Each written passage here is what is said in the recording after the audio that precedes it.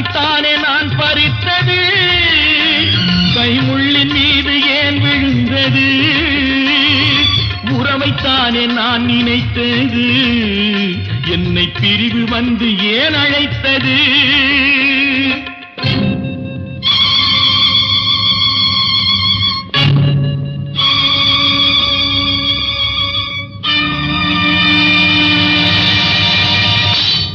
எழுதுங்கள் என் கல்லறையில் அவள் இரக்கமில்லாதவள் என்று, பாடுங்கள் என் கல்லறையில் இவன் பைத்தியக்காரன் என்று.